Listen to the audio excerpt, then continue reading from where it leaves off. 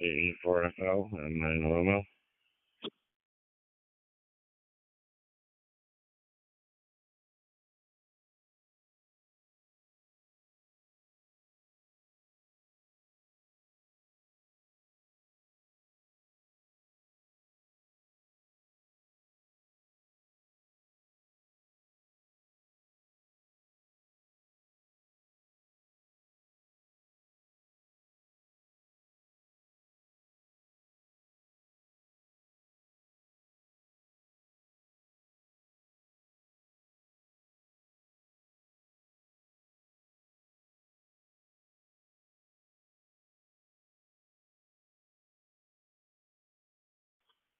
Dragging a little bit, just woke up. Your signal's fine, sounds normal.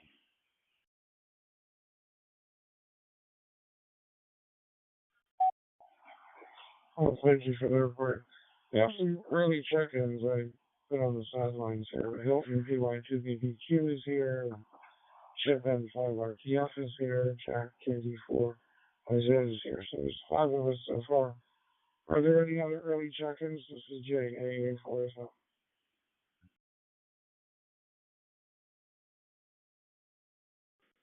WA1EXI is here.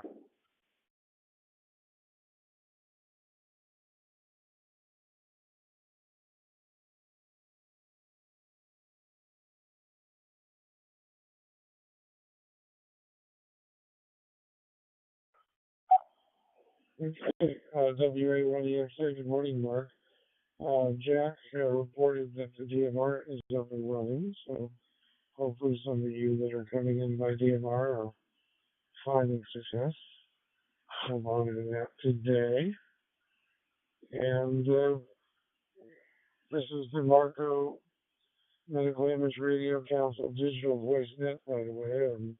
And early check-ins for the net starts at the top of the hour, and I understand you're driving a little bit, Howard. I feel the same way. Trying to rearrange my shack and my outside workshop, which has a shack in it. Trying to make myself comfortable in North Central Florida since I'm going to be here most of the time.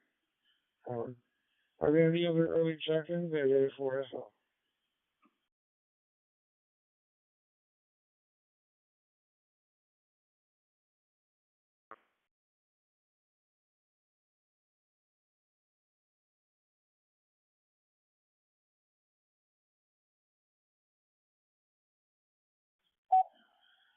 Okay, and the Adventure Tech and WJAD. Go ahead and do a little longer transmission, and let's see if we're doing okay technically.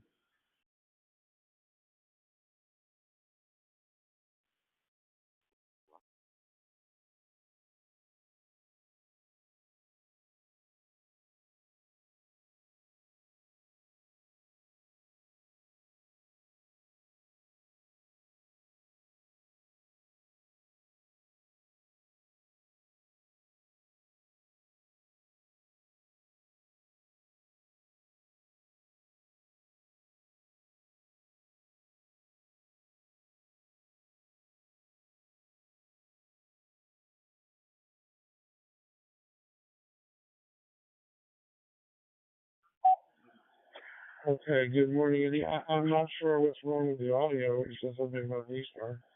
And you're making it, the audio is very subdued and almost sounds like there's 2 channels of audio on the same transmission over.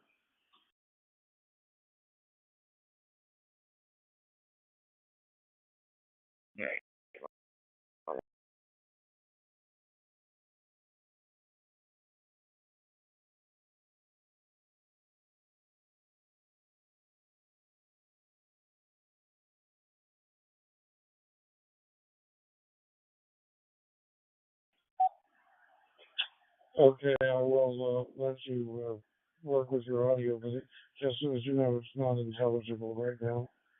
Um, hopefully we'll catch you with it straightened out or a different way of signing on.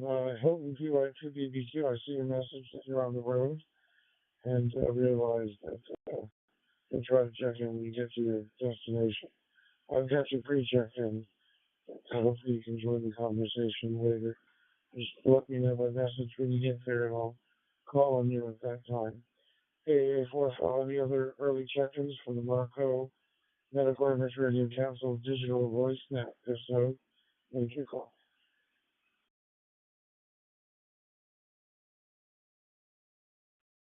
This is N5RTF.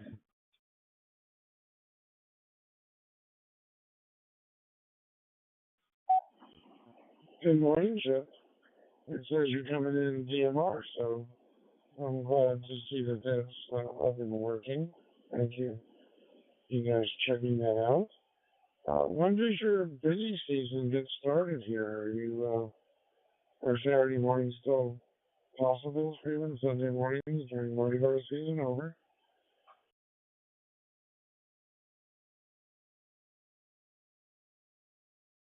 Well, this is the final weekend. Parades have been going all week long. We came out to the swamp to get away from the traffic and the confusion, and we're going back tomorrow. We've been invited to a Lundi Gras party on Monday, and then we traditionally dress up and get out into the quarter on Tuesday. But this is the peak of the season in 5RTS.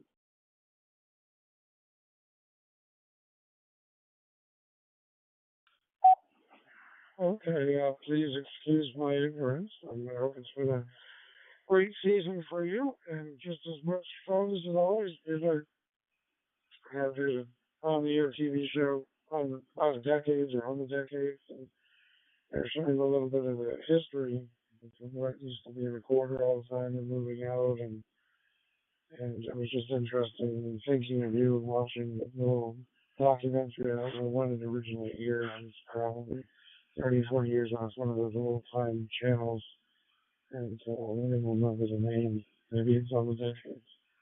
But it's one of those sub channels on digital television that you get lower resolution. Any other early checks day or the previous day overseas?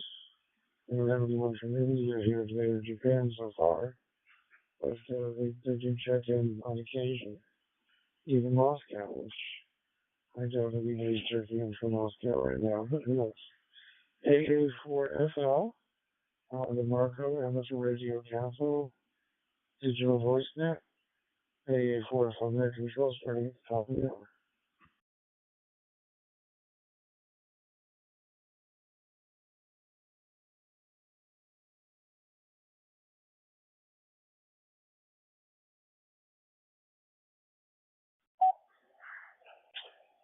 Good morning to everyone. This is the Medical Amateur Radio Council TV Net. This is AA4FL, Jay, the net control today, operating from Hawthorne, Florida, up in north central Florida about. It's actually maybe 17 miles east of the University of Florida. I had the good fortune of seeing number 2 Florida versus number 3 Oklahoma in gymnastics last night, which Florida prevailed. And it's nice to see some women's sports and how serious the athletes are and how dedicated they are to their chosen sport. You let it drop one.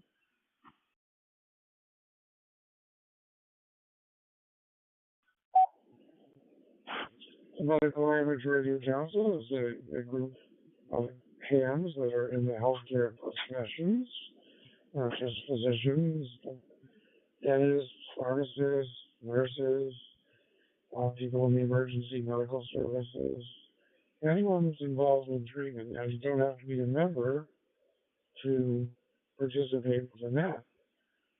As long as you're interested in the health professions, please check in and participate. If you just want to check in and not participate, that's okay too. I'm glad to have you here.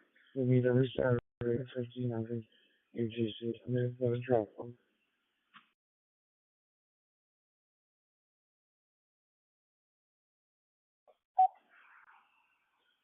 Last week, they did have problems on the DMR side. The coordinator array was having some issues. Apparently, they're set. So now we have some numbers here that are transcoded by the coordinator array and coming in versus DMR. So thank you for everyone understanding last week. Not often we have technical issues, but we did, and they got everything straightened out for us. So I realize this is a net that's in errors, and we allow time for everything to sync. So after the previous transmission pause, don't tell me. And when you start to transmit, go ahead and pause before you give it some audio. And we received some messages come through a NetLogger that Fusion is still having some issues. So there's a Keystone Fusion decoder issues there. Um, so we're having some comments going back and forth. I'm going to drop one.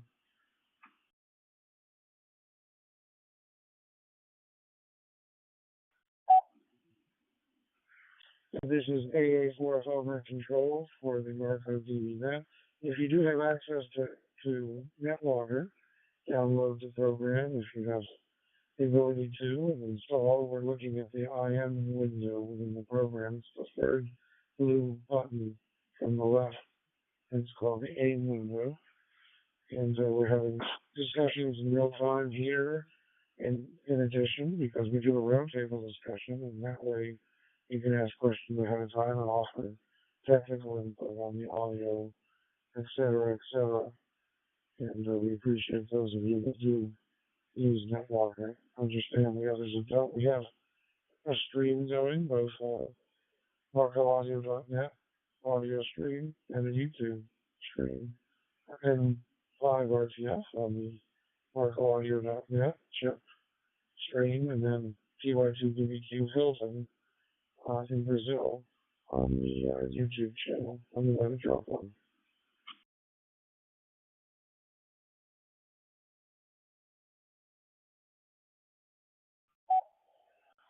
Are there any stations that have priority or emergency traffic for the net? If so, go ahead and make your call now.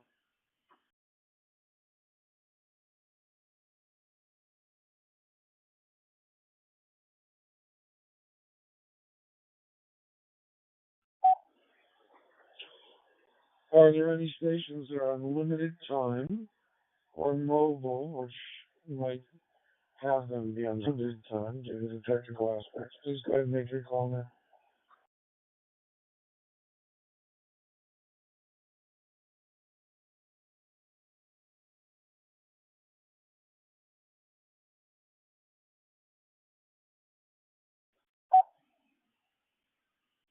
Again, this is AA4FL for the Medical Language Radio Council DBNet. I have 7 check-ins so far.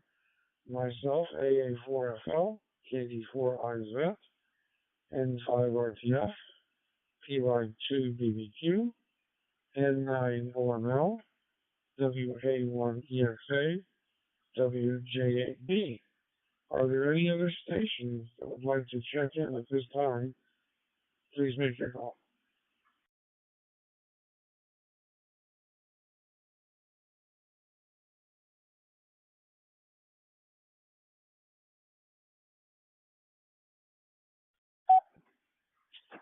No other check-ins heard. Thank you for being here with us today. As far as the topic today, we had a wonderful exchange last week about the long-term mental health aspects of the professions and the effect from COVID-19. And we can certainly continue that discussion today and do follow-up. I don't have a particular topic otherwise, and I was hoping that today we could take some suggestions for future topics as we do our roundtable. So that's the main focus for today's net.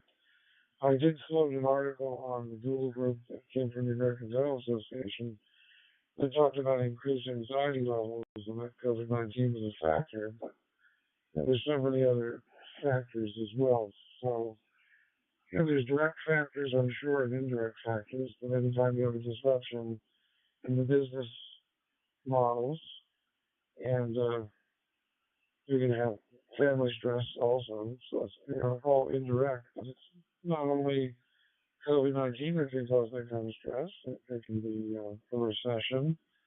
Certainly, many times when I was in practice, we had to go through the storm where their patients were greatly affected by some happening in society, and that created extra stress. One of the biggest stresses we had was when patients were stressed. So if they didn't show for appointments, didn't call and cancel, and a lot of times it was because they were under duress. So you have to be understanding and considerate when you want to drop them.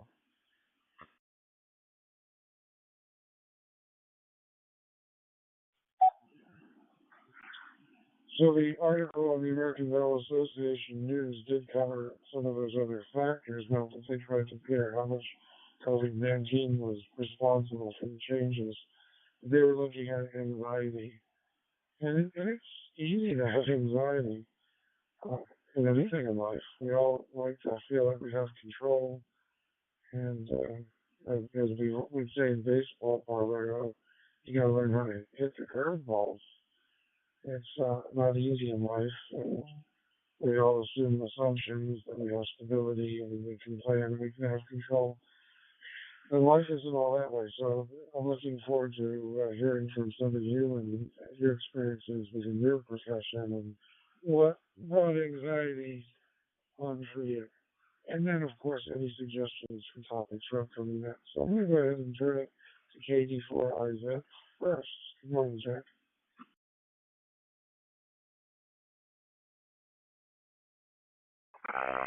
Yeah, good morning, Jay, and good morning, all. It's odd being retired from the stressors. And to those stressors. And so, I think with everything that's been going on and is going on, both on the healthcare front, the international crisis front, everything else, you can work yourself into a real mess. I'm always interested in what causes patients to seek or avoid any kind of medical care. And it really runs the gamut. I'd love to hear Chip's take on some of this. I'm sure everyone who's active or has been active in the medical field for any length of time has run across Munchausen's cases and Munchausen by proxy cases. This is where medical seekers of medical care go to the extreme when they're under stress and become totally reliant on healthcare professionals actually fantabulize their illnesses.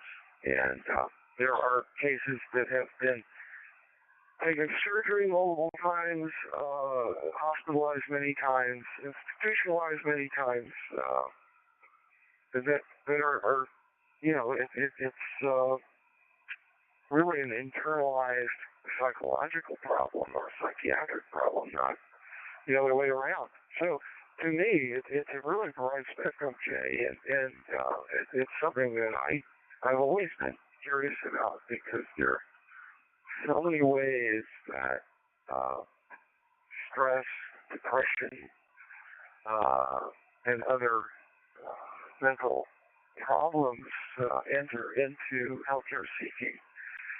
That's all I have to say there. Katie for Isaac.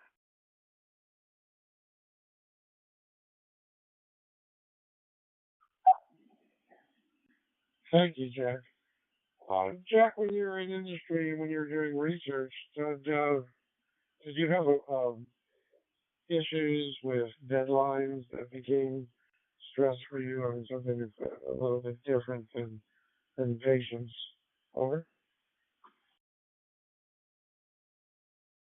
Well, absolutely. I've been part of the process of taking biologics and devices to the FDA. And once you commit to that, you're on a timeline. You got to get things done, and you have to file a lot of paperwork. One particular combination device that I was involved with. took putting together what became the better part of a large box truck full of paper that had to be sent down to D.C. And we all had our formalized segments that we had to put in it. And, the company, wanted to see the product on the market and wanted to see things going. We had an indication that it would happen. And there's a long story behind it, but I know I spent probably 18 hours a day for several weeks working on that project on top of other things I was supposed to be doing. And so it was a very interesting, but it's probably the most stressful situations I've ever been in outside of surgeries that didn't go right. I internalized it in a different way. I ate too much and gained a lot of weight. Can't even realize that.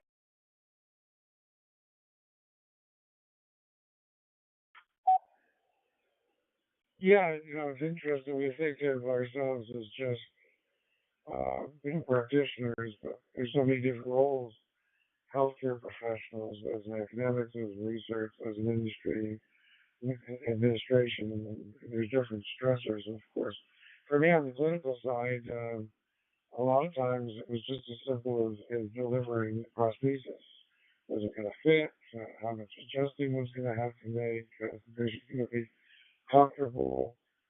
Is it going to meet my level of expectations of quality so that we're going to get longevity out of it? You learn not to worry about it in advance to an extreme. That takes a while to learn to not develop anxiety. There's a certain amount you don't like to carry home. My wife taught school at the elementary level.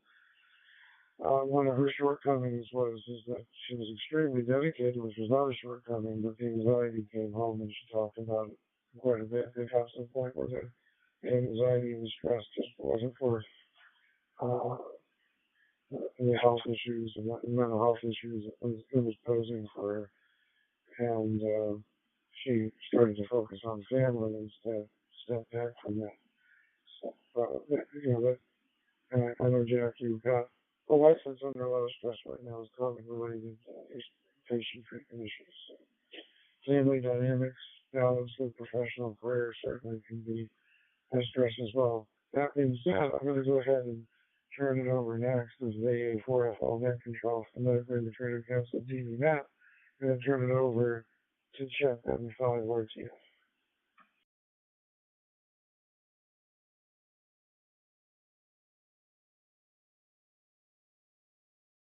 AA4FL in the group in 5RTA.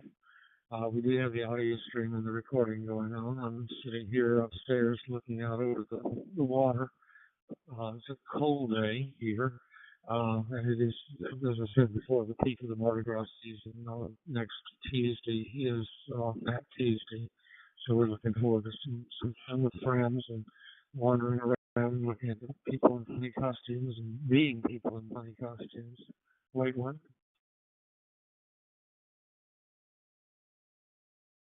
As far as stress, I think most professionals have stress.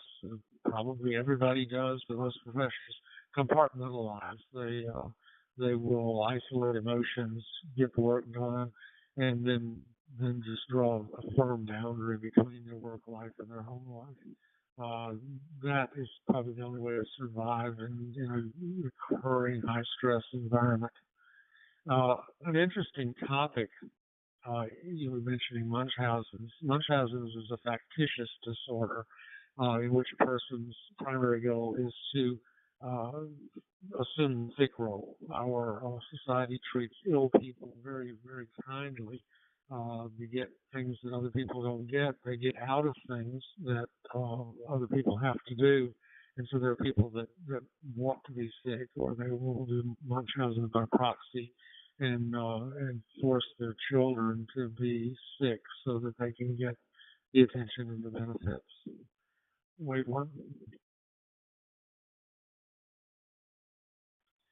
The next thing is after factitious disorders is malingering, and this is for secondary gain. This is to get disability or insurance or get out of having to work.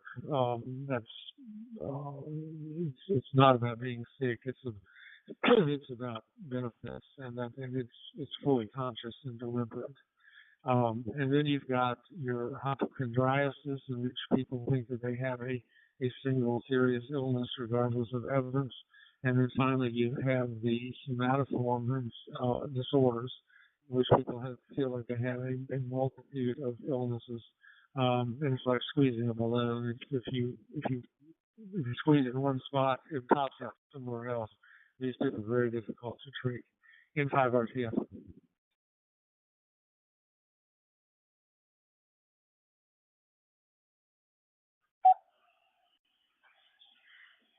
Thank you for the description, Jeff. Going from memory, did you actually live on site of one of your treatment facilities at one point in your life? Or?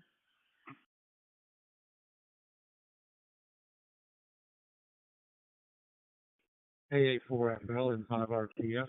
Yes, when I finished my residency, I was hired to work out at the state hospital, which is about 20 miles outside of Jackson, Mississippi. Beautiful 200-acre campus with 200 buildings and 2,000 patients.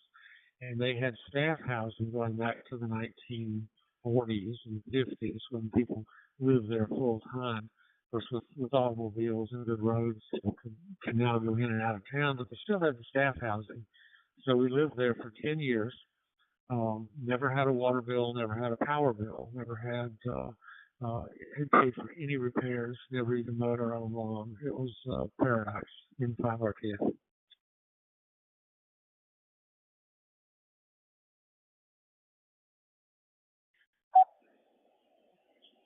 Okay, you're describing it as paradise. I didn't know if it posed any source of stress, being so close to work, and if they called on you to a greater degree because of that. N5RTS, AA4, go ahead.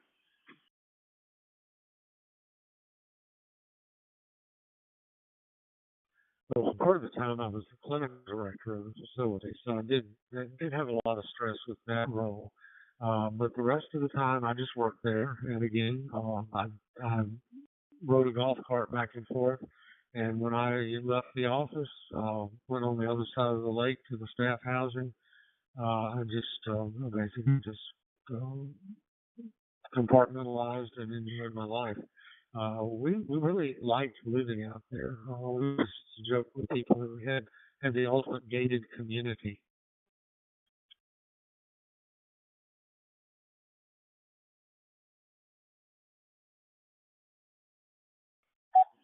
Ways that I don't know yet. That concludes. We'll bring you to the microphone when you get to where you're going.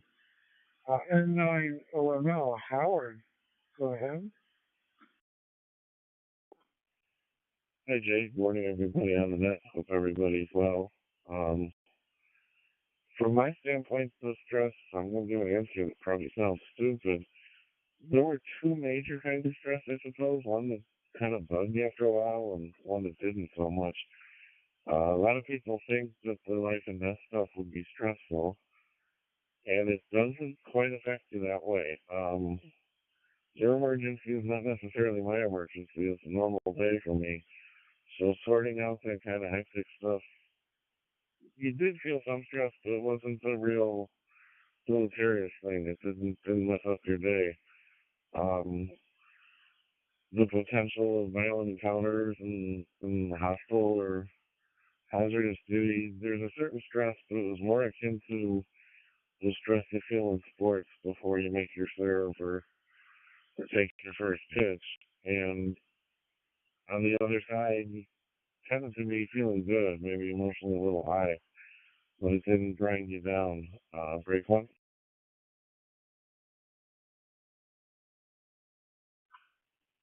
The stress that I personally found to be really, really grating after a while, starting to feel like a burden, was the bureaucratic stupidity. When you work for government, you attend meetings and conferences that have nothing to do with you. You have no particular input. Your input wouldn't matter to the people that are speaking, and yet you're kind of a hostage to the situation. You fill out monster reports that go nowhere, quite literally. I mean, we find that in DC and went into the restroom and found storage lockers with these things. They just gathered them. They weren't using them for anything. And in the field, we were compelled to complete them, and we had supervision that was tracking, whether you were late with it or not. And that stuff starts to eat you alive. Likewise, we had mandatory training modules. There's more mandatory training than you can shake your fist at. And certain mandatory training seemed very important, and really was, and it meant something to us. Other things were so unrelated to our jobs or anything we could influence, and yet you had to do that by the end of the month or something, and they went bananas if you missed it or appeared to miss it. Some of it was computer-based training. You'd complete it, and you'd get a nasty gram later on, and somehow the machine thinks you didn't complete it. And that's the stuff that kind of stuck with you and really ate you up. Break one. I think the other stress that started to accumulate over time came along with pagers and then cell phones, and that was the no escape. We were all on 24-hour call. We knew it, whether it was for a consult or to be called back for something. To be called back for emergencies, it's irritating to have to leave dinner or whatever, to the party, but that's something you can cope with. In the era of the cell phone, particularly the smartphone, there were a lot of people at higher levels that thought nothing of sending you long emails, bombarding you with text messages, uh, calling you when you're on leave, when you're off.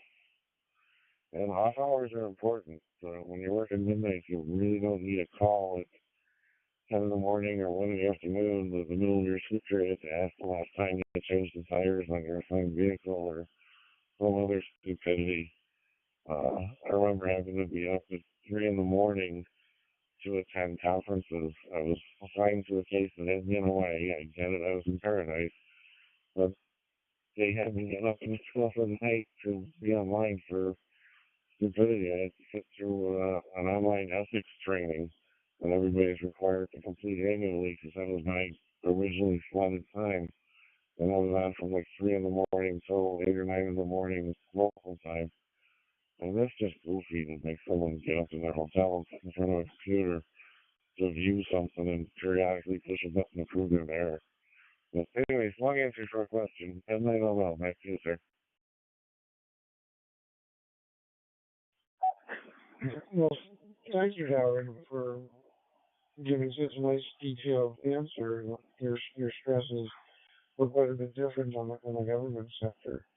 And I know you were dealing with a lot of emergency situations. Speaking of emergency services, it was largely easy for June.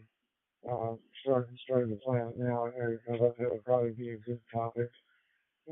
We have a lot of members that are in the emergency services to sort of dedicate an issue to them and hear from their perspective. Also, maybe some emergency talks.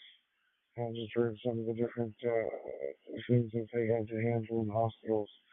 And what do you think of that, Howard? Do you think that would be a worthy topic for this show of the ether?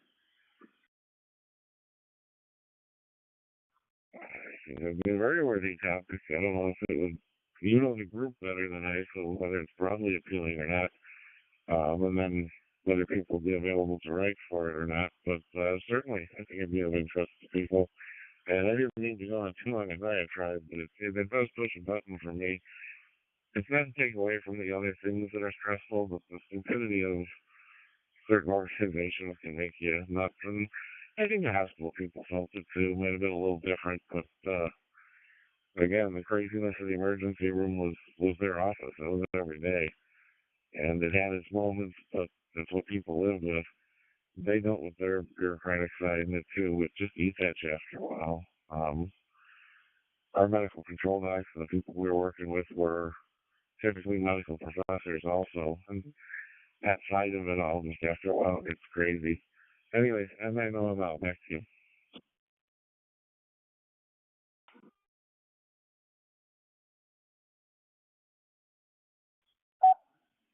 Hey, before we continue with our roundtable discussion, are there any other stations? You don't have to be a Medical Amateur Radio Council member. Or are there any other stations that would like to check in to the Marco DVNet? So go ahead and make your call now.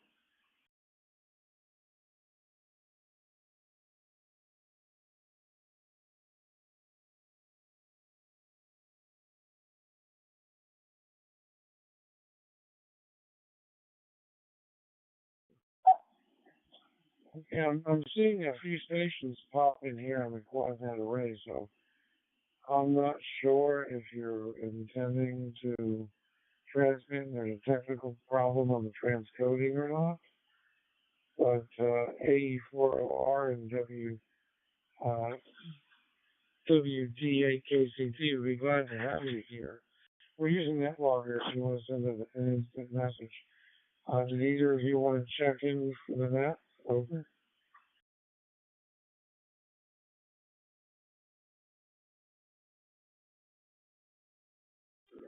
Yeah, Roger. This is Alpha Echo 4 Oscar Romeo. I just heard you in there. I didn't know if you guys were on that, but go ahead, log me in and check me in. And 73, have a good day. AE4OR, North Carolina.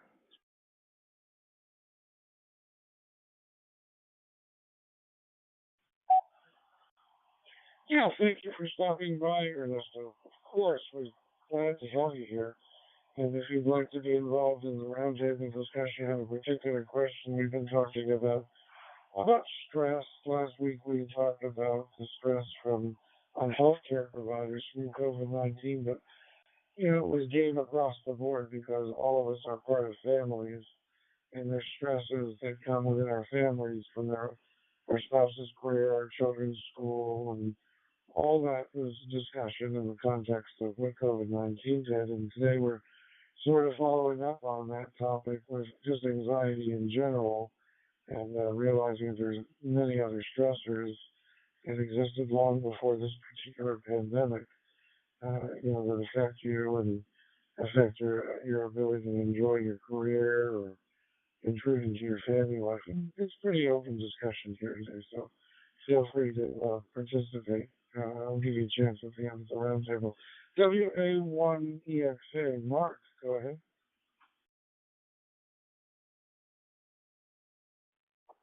WA1EXA. Hello, everybody.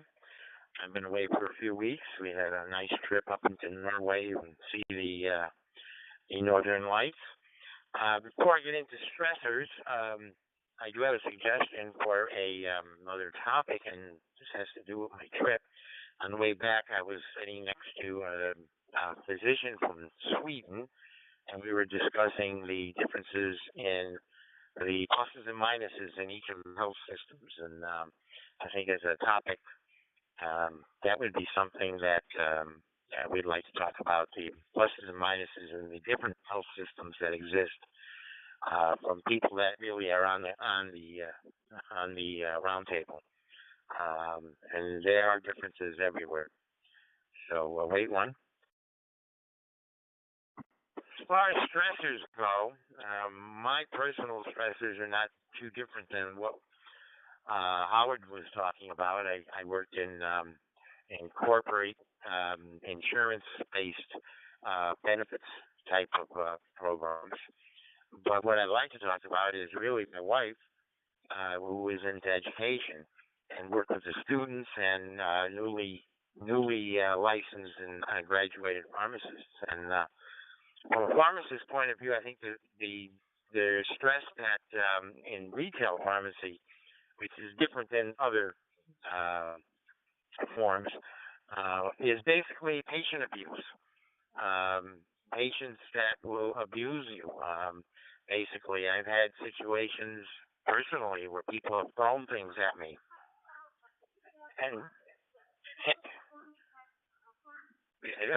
I mean, there's yeah, we've had issues with people throwing things at us. I had a situation where I had a technician that was waiting on a person. Person didn't like the price of something and threw a bottle of Maalox at him. And then the just everyday abuse you get because the patient can't get what they want. And sometimes what they want just isn't able to be gotten. And that causes enough stress that over the years, people leave the profession. They just said enough of this and they walk away. And that is not uncommon. We have seen quite a bit of that going on, and it got worse with COVID. Wait one. Even got worse with COVID because everybody's, not everybody, but a lot of people's tolerance kind of seemed to have dropped quite a bit. I know I heard the same thing with people who work as waitresses and waiters.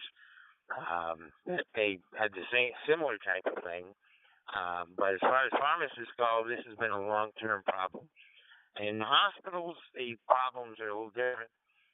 They're more corporate issues where they have to do things that really don't make any sense and interfere with trying to do what they need to do. So that's kind of a different animal. But I would say in the retail world, it's patient abuse, and topple that with the corporate abuse that you get. Many of the chains now are actually working the pharmacist on piecework, where they count the number of strokes on the computer they have to fulfill before they meet their quota for their full salary, or their promotion, or their whatever. The addition of more and more duties. Wait one.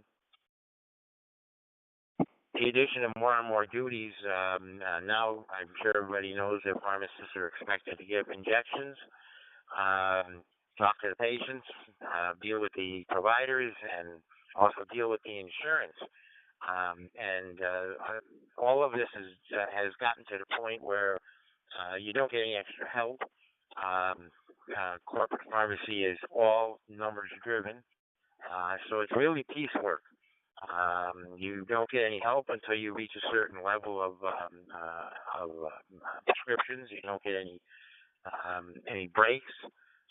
There's no accommodation of breaks for retail pharmacists during the day, whether that be lunch, dinner, go to the bathroom, or anything like that. There is no accommodation for that. You try to fit it in, and that has been really the thing that has driven a lot of people away from pharmacy, even after going to school for 6 years and investing a lot of time and money.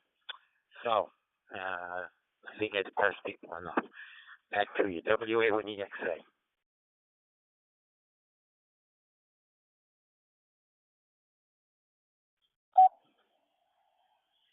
WA1EXA, AA4FL Net Control for the Medical Aimers Radio Council, TVNet. Thank you very much for that impassioned explanation. I feel the frustration, even though you may be removed from it now in retirement.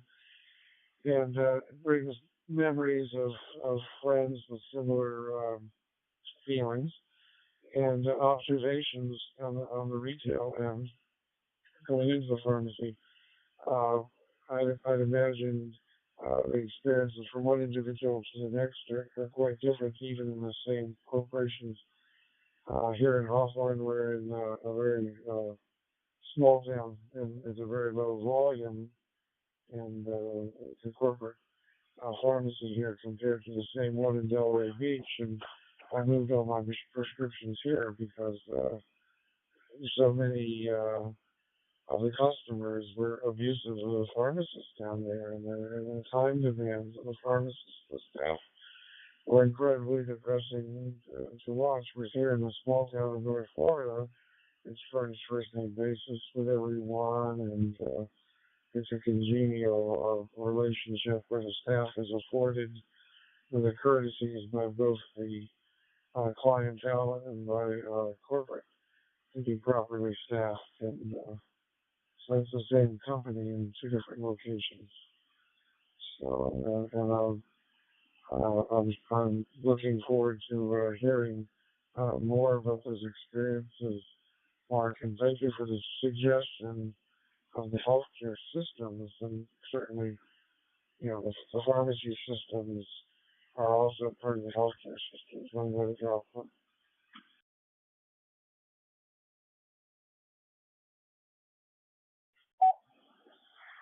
So as we go into next week, and we start talking about that, I look forward to hearing you mention this again, reframed in different types of systems across the country, and from the standpoint of pharmacy. Thank you very much again for the excellent participation. Andy, from a technical standpoint, WJB, I know you have a number of different ways to get on the coordinate array. Go ahead and give us a short call and let us know if you're up and running technically. Go ahead. Hey, Dave OFL from WJB. I'm now using my DV dongle, which had quit working last week on D-Star. So how am I being heard on WJB?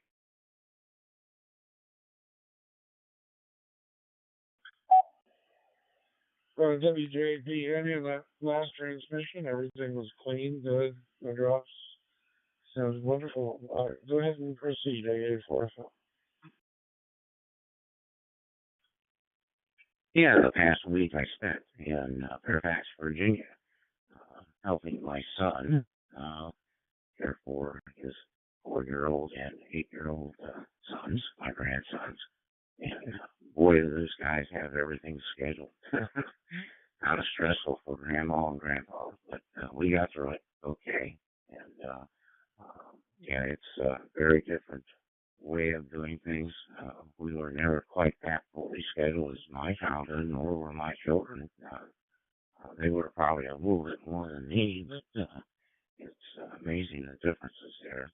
And yeah, his wife had to go to a work conference in New Orleans. She had never been there before. Yeah, it's pretty close to Mardi Gras, as Jeff would tell you. People were out partying. She'd never seen any partying like that at all. So I'll be break for 1 second. Guys, you guys have come up with excellent topics, and many of them, especially the one about overall corporate stress, would take probably more than one Munchausen. I think, guys, as a general internist, I have several cases I could talk about there. I'm sure a lot of those people in primary care or emergency care or even hospital care would have stories about that. So I'm going to just talk about the corporate thing. It seems to be the primary topic. From an internal medicine standpoint, what our practice was a large medical group, and mostly based on fee-for-service, but each individual office was their own unit. You decide how much your employees were paid and what their hours were, what their duties were. And so you had to make the whole thing balance. In the later years, it turns out you have to see X number of patients, and you had to see, about, earlier it was roughly 60 to 65%. So as long as you're seeing 23, 24 patients a day, everybody made a comfortable living, and you were busy, wasn't a lot of downtime when you were there, but you were okay. Of course, when things change, such as you have an illness like I did, and had to be gone for significant periods of time, then it makes it really, really difficult to make that overhead, because there's a certain portion of that is fixed, and one portion that isn't fixed is how many employees you hire, and employees that have been with you for years. It is really hard to let those folks go when you're just out for an illness. It's going to be temporary. Right? that's the real reason I retired. My absences were so frequent that it was not conducive to continue that. Now it's over enough and had sufficient funds to do so. So, what Mark was talking about, I have a couple, one close friend and one close relative are in the middle of that pharmacy craziness. And, my one relative, he's my nephew on my wife's side. He's in his late 30s now. He's a pharmacist. And he's been various places and presently is working almost like by contract for CVS. And it's just like Mark said, their pay and everything they do is based on the number of clicks they can do and how much work they do. They get almost no time whatsoever to stop and think. And that is a real problem. My other friend is a lady who is actually my best grade school friend, his wife, and she's about 8 years younger than myself and him. But she worked for a large mail order pharmacy, and it was bought up by somebody else, which I think eventually they used our location here in Columbus to kind of some of their knowledge in computer systems, and once they got everything they needed out of it, they fired them all. Thus, that dumped 120 pharmacists in a large metro area on the market to be hired, and nobody could find a job. The only way they could get a job is to move more than 60 miles away from the metropolitan area. And many of these people are older when they break, and either had children that they were responsible for or elderly parents that just simply couldn't be moved. So most of them didn't go back to work. Or if they did go back to work, they were in some corporate function that needed their pharmaceutical knowledge. So corporate greed and low margins at the top for all of us to meet is a big, big problem for everything. And boy, we could talk even further about that. So I'll give it back to you, Jay. I think I've talked enough. A for FL from WJAB.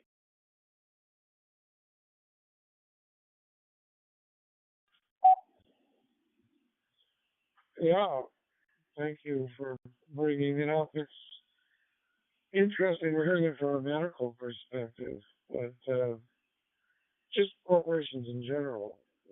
And I wouldn't like to say the word corporate greed, but let's just say profitability and the strive for profitability in disregard to the human aspects. And many businesses and corporations are source as a source of great stress. So those of us that are here that are not in healthcare professions that might be monitoring that, you might want to check in and talk about that from your own personal experiences. My son-in-law, who's a cardiology PA, just moved from a major medical institution in the country that was trying a new market, and he was having to do some management. He was having an incredible amount of stress in South Florida. Decided to move here to North Florida, and is now in the VA system. And it's like it's a totally different environment for him. He seems to be thriving so far. My daughter, who's an attorney, talking about the non-medical, was in big corporate firms, and where if you had a vacation planned and with your family, and they had a major effort underway, a legal effort, which they do at a national level. They did. I don't want to say some of the cases she was working on, but there were ones in the news, and sometimes her name would be first on the list when it would appear. It just wasn't worth the effort anymore. And she moved over to FINRA as a regulator, a financial regulator stockbroker. So she's an enforcement attorney, and it's been a totally different environment. Even though the pay might be half, it was worth the effort for them to let it drop one.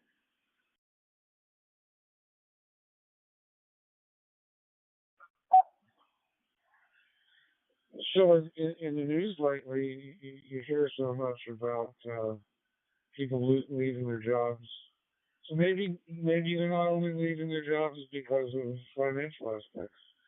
Maybe when the pandemic stresses society and they realize what values in life are important, and that may be part of the factor.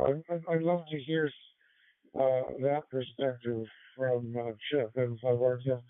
What do you think, Chip? Do you think that's part of the reason why people are changing jobs, not willing to accept jobs that don't meet their expectations over?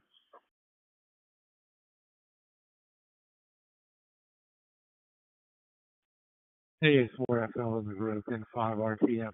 Yeah, I'll get back to that in just a second, but I've been wanting to comment that there's a thread that goes through all of this. Um, Howard and Mark and everybody else has commented. It is not the amount of responsibility that brings on stress. You can have enormous responsibility as long as you're competent and you have the tools that you need to do the job. The stress comes in with helplessness. When you are either understaffed, under-equipped, don't have enough time to do the kind of quality that you feel is demanded, you're torn between different goals which are mutually incompatible, and there's it's a no-win situation. So you take a self-driven individual and put them in a no-win situation, and you just get chaos and depression. It's terrible. So yeah, people are seeing that more. Like when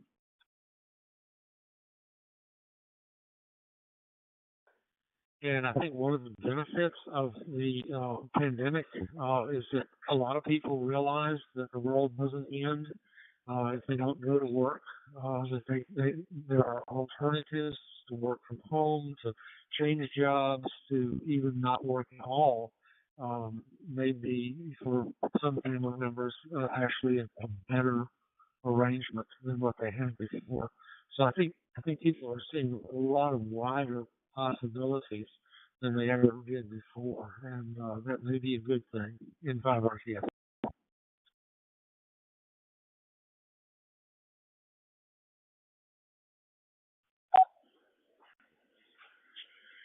Well, I think it's a good opportunity to reflect AA4FL on what we hear in the news, and not to jump to assumptions and reach conclusions. That life is a lot more complicated than it would appear, and we heard that the accusation that people aren't taking jobs because they stay home and not working get paid. But maybe that's just a naive reason. I don't know what's happened with unemployment and the sex change. It's maybe some political comments that have been floated. But life is complicated and multi-faceted, and there's many factors there. And family life in itself, as Andy, and then as Andy was saying, and watching his grandchildren and the complicated lives that they lead these days with being highly scheduled and regimented. I see that with my daughter too. And I'm sure many of you have a common thread. It seems like back in the days when values were a little different and it wasn't so important for both husband and wife to be producing such high levels of income to make ends meet. We have only let it drop on.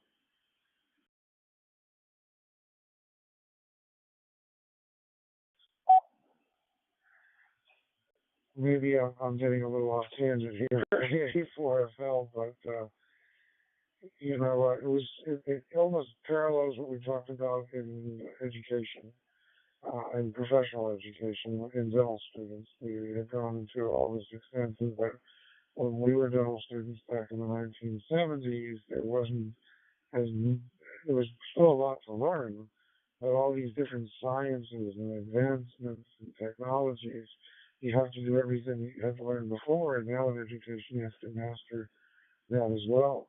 Well, the same thing holds true for any family.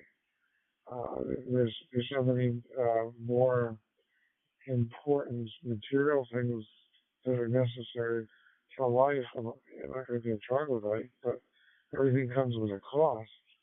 And sure, there's priorities, and one has to pick and choose whether or not it's something that's a necessity or not. That time is probably the biggest luxury, or the biggest stressor. You don't have the luxury of time, so you have to balance it all. And it seems like it's getting more complicated. Technology doesn't necessarily make it easier. It makes it more challenging from my perspective. Uh, AE4OR, would you like to make any comments, Ernesto, on AA4 Homeland Control for the North Climate Radio Councilman? Go ahead.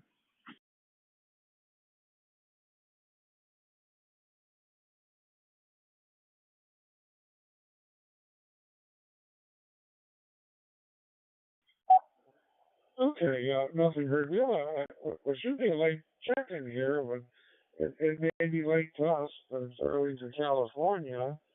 I see now Merrill WW6AA is here, so Merrill, I'm not sure how much of the conversation you got to hear, but tell me what you've heard and what you've got to offer in comments, and whether or not I need to fill you in on where the conversation has been going. Go ahead, Merrill. Thank you, Jay. AA4SL, this is WW6AA. I just woke up.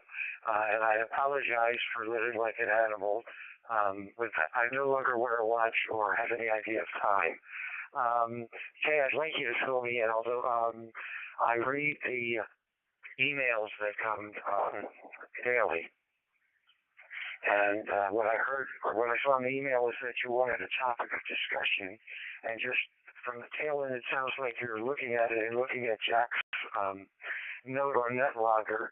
All I would start off with is to share with the group that I'm an activist, that I was a hippie, and that I spent 2 years in Mississippi in the 60s, and that in my mind there are three types of people.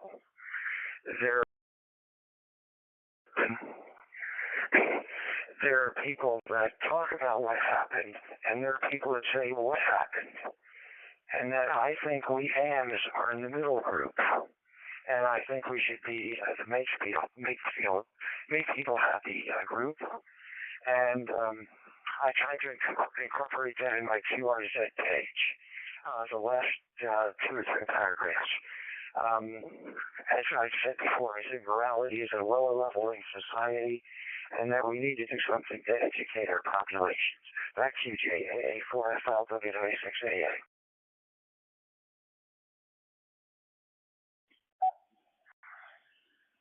Yes, thank you, Merrill. We're sort of continuing last week's discussion on stress, where we were talking in terms of COVID-19, and not just overall the different stresses and anxiety that one might experience in life and in their professions. And you can see we're getting excellent exchanges of information here on NetLogger, with many of our members giving some details on their thoughts. They're probing the thread and extending the conversation beyond the waiting in the roundtable. Meryl, for next week, the topic that was brought up, and this is something you may be interested in very much too, and being involved with, is talking about the different type of healthcare systems, the pros and the cons. And Mark had mentioned he had gone to on vacation to Norway to see the Northern Lights, and on his way back, he was sitting next to a physician from Sweden, and they were having a discussion, and apparently along these lines, and of course in Europe, you also, Merrill, has family in Switzerland, so you probably can offer a lot of input for us on what's going on in Europe versus the different healthcare systems in the United States. Do you think you might be able to find an alarm clock somewhere next week and get up an hour earlier? Over. You certainly know how to hang Phil. Yeah, I will try and set my alarm clock for next week, because In addition to being a hippie, I've backpacked through probably 200 countries in the world as a physician, and I have been ill in Switzerland, so I can share lots with you, group.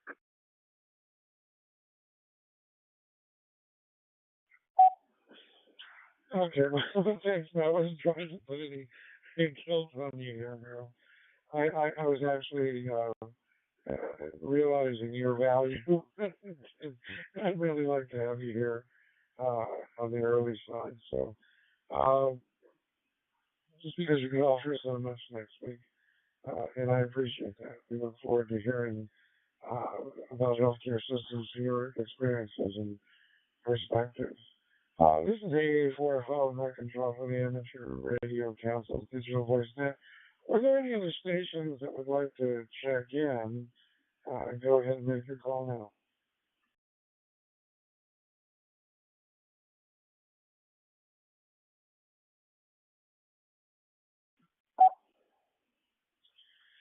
Well, thank you everyone for being here today and having a wonderful conversation. A lot of time for this for follow up. I do want to mention that we do on the Google group list these topics, and they're exceptional and stimulating topics.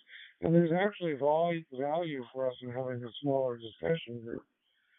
10 to 15 people bodes well for a roundtable discussion. When it starts to get to the size of the grand rounds, it becomes much more problematic. And maybe there, again, is value in that alone because we get the best of both worlds, having one on Saturday and one on Sunday. Is there any follow-up to today's discussion? I'll take a list now from those who might want to do a second round through the roundtable. Go ahead and let me know. AA4FL.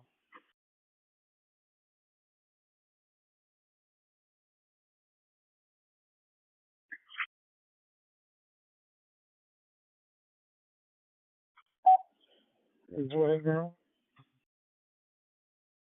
To tailor what you told me the topic was anxiety, and there is a wonderful, wonderful book that I have read on anxiety.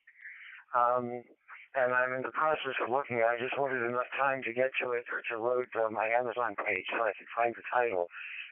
It is called Unwinding Anxiety.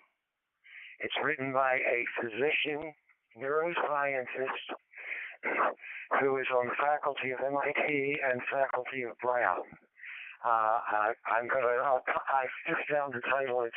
The author is Judson Brewer. One of the things in the book is he encourages people to go to his internet site. The book is in the earlier 4 or 5 chapters, and I'll put the full title on NetLogger. AA4 FLWW6AA listening.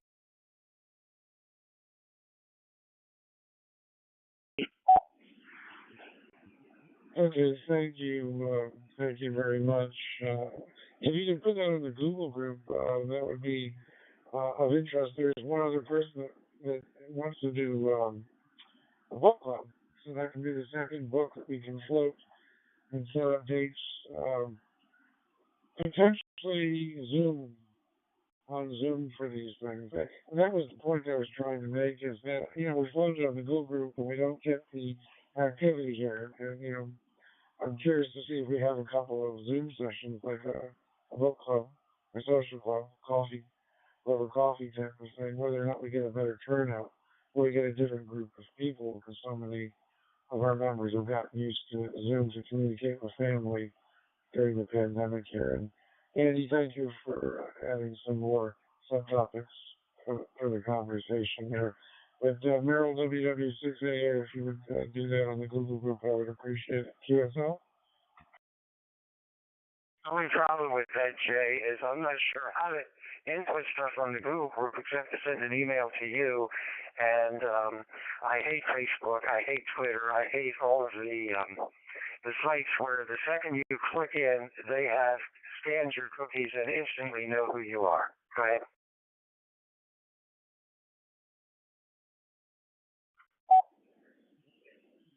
Well, no, I think the Google group is just sending an email, so it's just like sending an email to me, except I'll send you the email address to use in originating your email, I know it's Marco at GoogleGroups.com, something like that.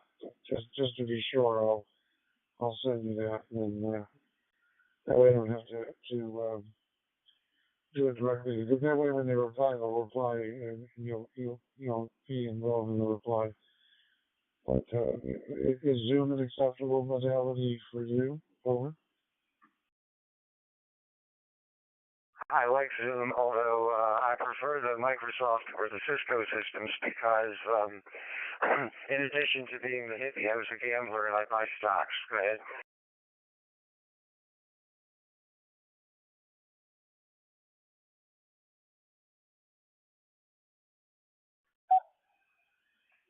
Okay. Well, let's hear about the book, and Zoom might be, because of familiarity, the best choice overall for the group. And I'm gonna buy the book that you suggested, as Andy said he's already bought the other book the other person suggested. We'll get those two books, and we'll set a date sometime in the future, and pick a different time. Maybe one where it focused on the U.S. After in the early evening on the West Coast, and then sort of 9-ish time on the East Coast, and we can take it from there. Any other follow-up discussion that you'd like to make? Make your call to AA for us.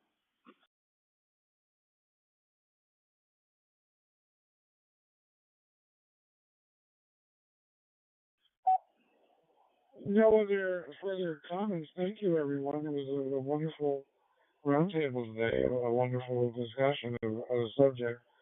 And it's one of the ways to reduce stress is to share the causes of it with each other and be support groups. So maybe amateur radio operators during this pandemic has an advantage over a lot of others. Of course, Zoom probably help people communicate too, but we tend to be a communicative group, except those of us who like to hang out with FTA and never say anything more than 13 characters long. But I like to do that, but for different reasons. Signal the noise level ratios and such. 7-3, everyone. Have a wonderful week.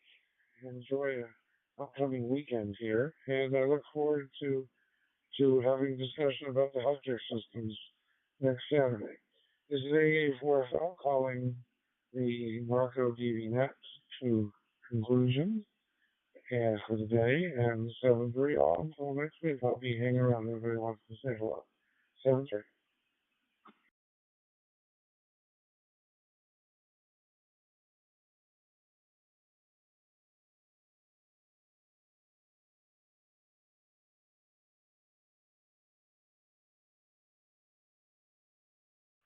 Thank you, Jay. Good job. Thank you very much. WA1EXA 73.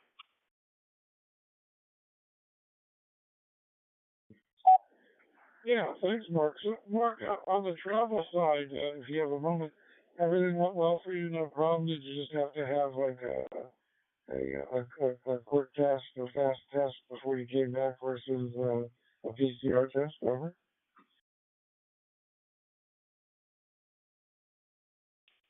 I had so many COVID tests that I lost count. We had the mandatory ones 2 days before we left. We had another one before we were able to enter England. Another one 2 days after we entered England, and then another one before we can get on the ship. And then every day on the ship, first thing in the morning. And then of course you had to have one before you can get on the airplane and get to come back again. So after a while, they all kind of blurred together. All I know is they all came out negative.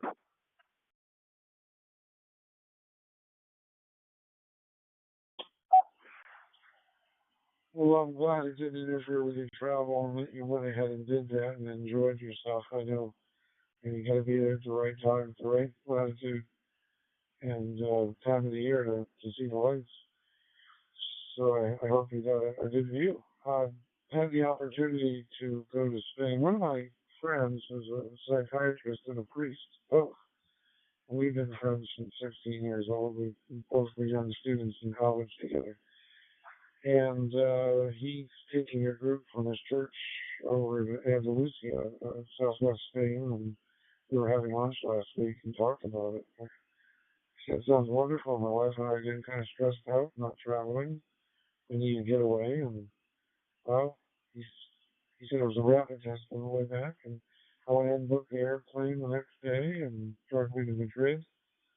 And my friend takes care of everything. You don't have to do. You go like a local. You can sleep in convents, and you eat in the convent for breakfast and dinner. Over.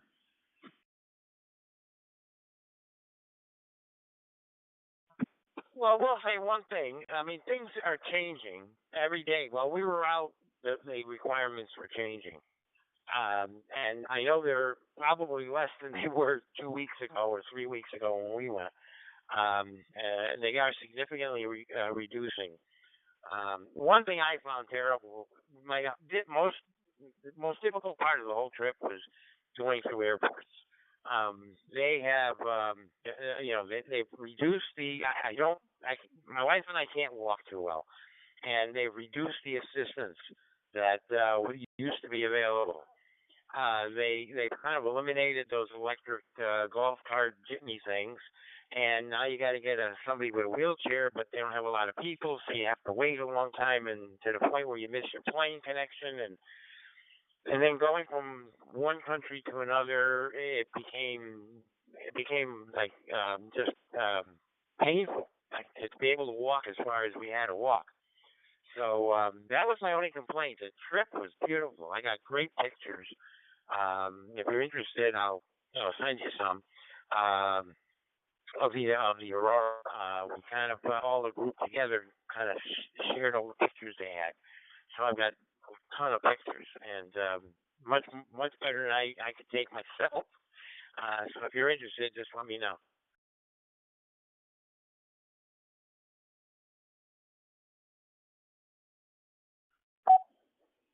Oh, I'd absolutely be interested. My wife and I had talked about doing it in the Fairbanks area one winter. They have an ice sculpting competition up there. And by the way, I know you said there were limitations, physical limitations, but on the other hand, I'm glad you did it now and didn't wait later. Uh, so over time, that I know with my parents who travel a lot every year, it was 2 or 3 trips a year, a lot of times cruises, but some land trips. They did it right. By the time they got to their mid 80s, they had no regrets. I think I took them on their last cruise when I could push them around in a wheelchair, but yeah, they had no regrets having done it. Whereas my wife and I are realizing that we need to now for the same reasons. So our calendars are starting to book up again. So thank you for stimulating that. Let me let it drop one here.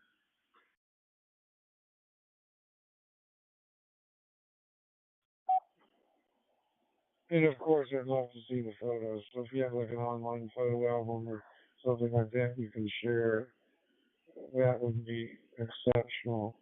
My wife would, it would be, it'd be healthy for me to show that to her. It would stimulate us to want to go, uh, and if not to Scandinavia, to Alaska.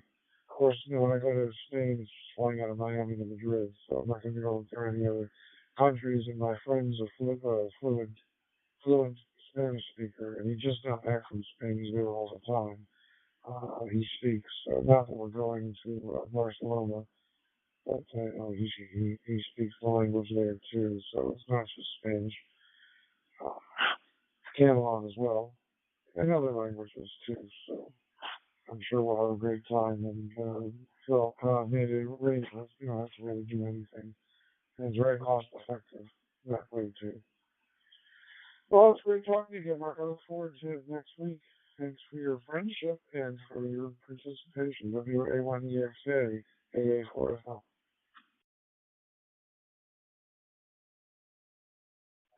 Okay, Jay, the A4FLWA when you say, tell me, do you have Apple equipment? Because I can actually share my whole file with you if you have either an iPad or an Apple computer.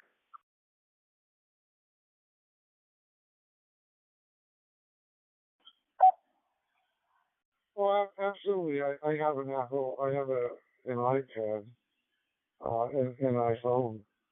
So I don't use the. I think it's a me.com address. If you can just send it to my Gmail address, it'll come on my iPad. If I need to give you the Apple address, I'm trying to remember what I use. If it's Outlook, it's J Garlitz Outlook. I'll have to not Outlook. I'll have to go look and see. But if you can use my QRZ address for it, I can certainly bring it up on my iPad over. Oh yeah, the Gmail address is fine. That's what I use. I'll look it up and I'll send you. It will be an invitation. You click on the invitation, you can see the whole file of pictures. There's a lot of them, but just you get rid of what you want. I'll take care of that. And yeah, I agree with you. It is getting harder, and we have taken a number of trips, and we're doing it while we can, and hopefully we can get another one or two in before we can't do this anymore. So we'll see you. 73. Talk to you next week. WANEXA.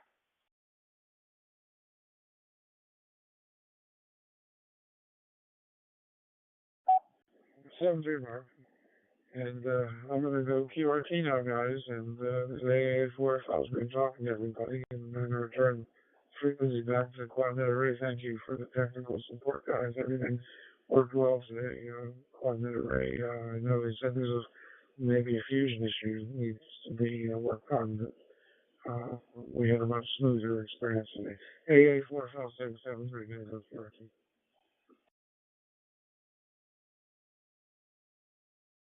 PA1EXA WW6AA. Yeah, WANEXA. Hi, Mark. This is Merrill. I came in on the tail end, and Jay is right. I have another life that's in Europe, and I am 83, and I have a mild autoimmune disease that they can't really diagnose, but it's related to a previous episode of Epstein-Barr when I was a teenager, and I have a ticket on the Queen Mary to go to Hamburg in July, and I had planned to backpack around Europe and then go to my place in Switzerland. If you go to QRZ.com, you can get a quick picture of my Swiss life. And I wanted to know, I just came in on the end, and so I wanted to know about your travels if it was in Europe, and it sounded like you did Scandinavia, and this is absolutely crazy, but because of my age, I thought, well, this should probably be my last radical backpacking trip where I'm using Eurail and going around the world. And my intent was to go from Hamburg to Oslo, look at the Munch Museum, and then go from Oslo to St. Petersburg, because I think the Hermitage is the most beautiful museum in the world. And as you know, the Russian part of that trip is probably not a good idea at this time, but I wanted to understand how difficult is it to go from country to country at this moment in time in Europe. Go ahead. Okay. Well, now you got to remember this was 2 weeks ago, and maybe a lot has changed since then. I don't know, but the trip we took was a Viking cruise. We flew from Boston to and stayed 2 days in London because I had never been in London. I got a chance to see the Churchill War Museum and the Tower of London and places like that. And then we went down to Tisbury, which is just south of London, got on the ship and took the ship all the way up to Norway on the North Sea. We stopped at a number of towns in Norway. Let me take a break one. Okay, we stopped in a number of towns. I think the first one we stopped in was Trondheim, which is one of these are all on fjords. So Trondheim, and from Trondheim we went to Tromsø, and from Tromsø we went to Alta, which is about 200 miles or so above the Arctic Circle, about 40 or 50 miles from the Russian border. That's as far north as we went. Then we came back and we stopped at Narvik, and finally ended up in Bergen, where we took a plane from Bergen to Copenhagen, Copenhagen to, of all places, Newark, and then Newark to Boston. I don't know why they couldn't get us directly to Boston, but they didn't. And so we didn't have any problems with that. We had to stop and go through typical customs. You have to go through customs for your luggage. You have to go through medical.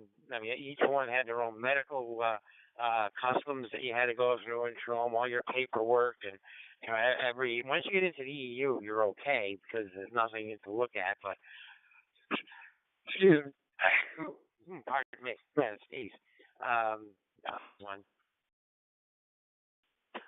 Once you get into the EU, you're fine because they don't really check anything between those countries. But between the EU, you have a lot of stops to finally get into the country. But I didn't have any problem doing that. It's just that there's a lot of stops, and you have to walk through all these places. You fly in. Now, you were going to be on the Queen Mary, so when you get to wherever you're going, and as you said, you're going to Hamburg, wherever you're going, you'll probably have to, go through regular customs, luggage customs, and then a COVID check type of thing. Once you're into Germany, you should be fine. I would agree with you. This is not the time to go to Russia. That's your choice, but I don't think that's a good idea. You shouldn't have a problem with Switzerland or any of those other states, other countries. So that was my experience, and we had a good time once we got on the boat. Your audio is breaking up. Okay. Did you copy any of that? But now you're clear again. Okay, I don't know how much you got, but I said that there is problems going from country to country, but once you get into the EU, you probably won't have a big issue of going between those countries because they all have the same requirements. But going from England into Norway, there's a lot of checking, and then coming out of Norway going into the U.S. is also a lot of checking. What I'm interested in is the other things. How many? What is the behavior of the population in terms of were you able to observe social distancing, restaurants? Were you able to see hotels? Any of the things that relate to living? I've been to all the places you described in Norway. Norway is, I think, the second most beautiful country in the world. And it's spectacular, and it's a really nice country. The first most beautiful country in the world is Switzerland. And I spent a lot of time in all these places. What I'm really interested in is the logistics and the problems. Backpacking in town, backpack travel really entails problem solving. You always get stuck into situations that were not predictable because you try to go to off the beaten path places. And so I'm really, really concerned. And I was thinking of canceling the trip this time because, what if you show up positive and you're in one of these small towns? What if you show up positive and you're in Russia? These are the type of questions I have to ask in my own mind. So any insights on that, I would be thrilled to death. And tell me about yourself, what your medical connections are. Go ahead. Well, yeah, you will have problems. If you show up positive anywhere, most of those countries are going to want you to isolate for at least 5 days in a hotel. And you're going to have to get at least 2 negative tests before they're going to let you come out. We had to stay within our own bubble. We could not go into walking around on our own. We had to stay with the group, In fact, to the point where my wife wanted to go shopping, they actually had to arrange a store that was closed and just had our group go in. Now, being backpacking and you're going with the rest of the just population, you probably wouldn't run into that too much. But if you do come out positive someplace, you're going to be stuck. I have no idea what they do in Russia, but as far as that was the Norway and the Sweden and the England, the answer to that. They England we were not England we had freedom of walking around ourselves, but we did have to take tests, and any positive result would have been isolation for 5 days. Things are changing though every day, so I would check with each of these countries because every day they're changing. They're getting less and less as we speak, and so it may be different than what I went through 2 weeks ago. Back to you. Hey, Mark, you do me like, I'm another 2 or 3 weeks to decide. So far, the scale is 70% cancel the trip and continue living in my California bubble, where we have reasonably good control of things, and despite the radical people in our population, there seems to be reasonably good social distancing. All the restaurants have outdoor seating, and people seem to be showing respect for each other. My concerns are, what happens if you show positive? My son is an oncologist, and what I've learned is there are some people that stay positive for a month or two. They don't revert back to normal immediately.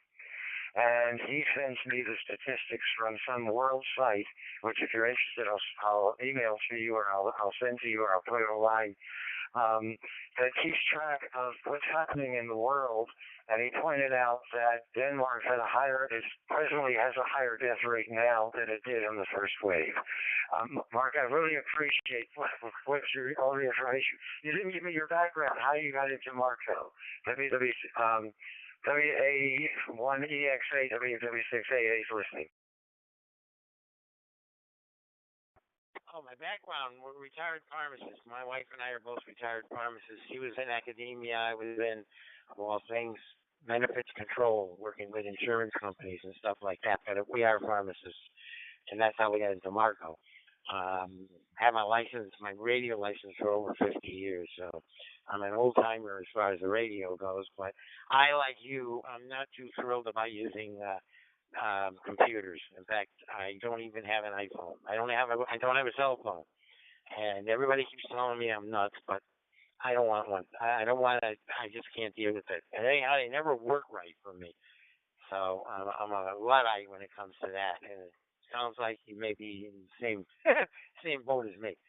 So that's mine. As far as health wise, yeah, we have got our medical problems too. 3-time cancer survivor, and so I got my own medical problems. But we did okay. We did okay. We did fine. We were testing negative all the time, but we were in this bubble with the Viking group, and they kind of took care of everything for us. Back to you. Very good, Mark. That's really great.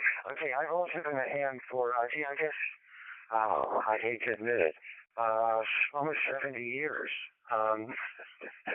Ham radio got me into medical school, and I'm on the other end of the spectrum. I did become a tech nerd, and I love computers. And I do not use an iPhone. I am still using a Samsung Note, which is one of those phones that you could write on with a pen, which you can change the battery on, which still has a USB port, and you can program the phone yourself. You can take it apart to fix it. I love technology, and I like problem solving, but again, I'm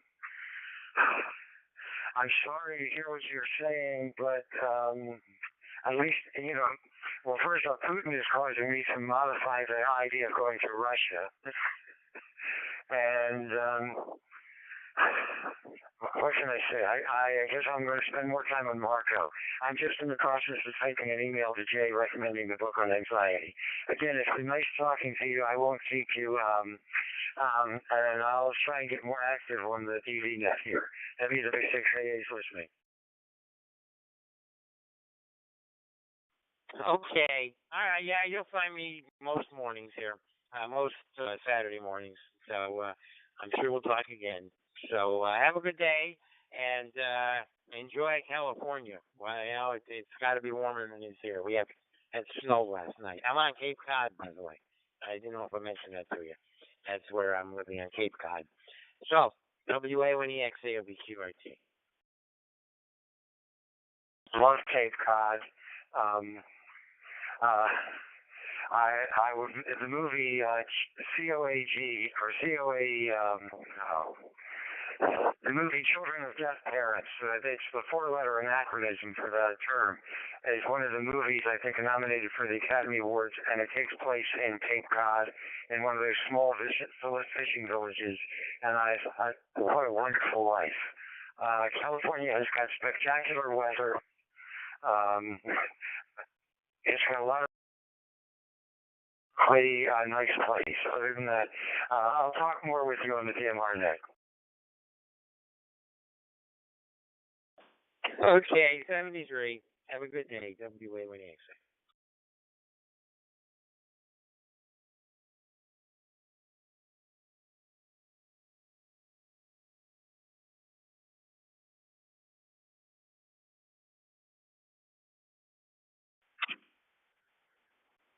JB on GDS testing on Quadnet. JB on GDS 1 2 3 4 5 1 2 3 4 5.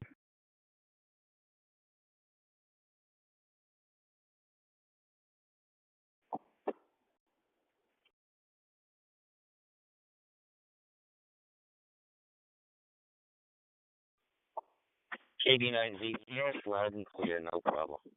N4TS.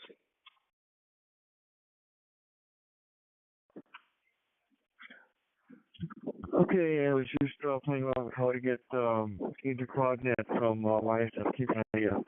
Thank you.